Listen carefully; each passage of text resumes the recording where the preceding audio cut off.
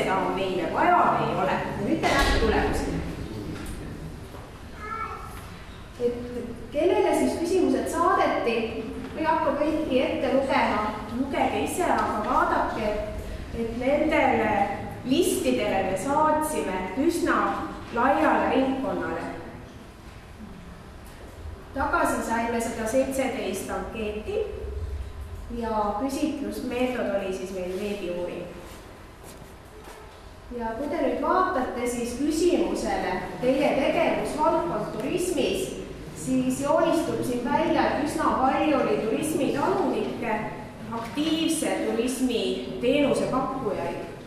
Siis muuseumite osa on siin päris suur. Hotell, muu tähendab siis lihtsalt turismiga tegelevad inimesed, näiteks matkajuhid või siis mingisuguste aktiivsete tegevuste korraldajad. Ja kui te nüüd vaatate, et kas teie ettevõttes leiaks animatöör tööd, siis päris hea on vaadata, et 68 inimest ütlesid, et leiaks. Nii et see on, kui Sirje siin ütles alguses, et tröstik oli 1,5 aastat tagasi see arvamus, siis hetkel me võime olla päris rõõmsad. Ja siin on siis mõned vastajad, kes siis arvasid, et nad võtaksid animatööri tööle. Näete, et hästi palju turismitalusid, aktiivse tegevuse pakkujaid, hotellid, majutusasutused, muuseumid ja teised siis juba võib-olla natuke vähem. Turismi infokeskus. Ja ei vastajatest, 10 olid turismitalud, on ju teada, et turismitalud on spetsialiseerunud osaliselt väga kitsa valdkonnale, et see on ka sellepärast aru saada. Aga kui te näete, et lõpus on üks, leiaks siiski võimaluse animatöör palgata.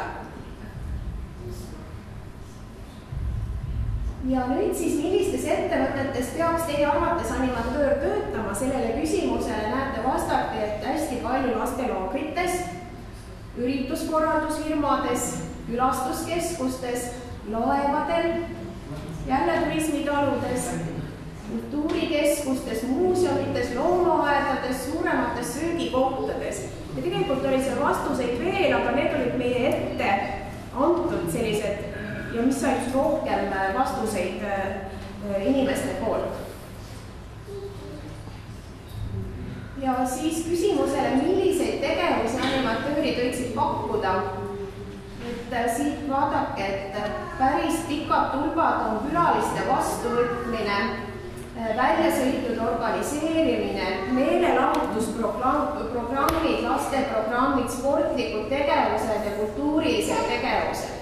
Nii et tegelikult see ampluaa on üsna lai, kus animatoorid võiksid töötada.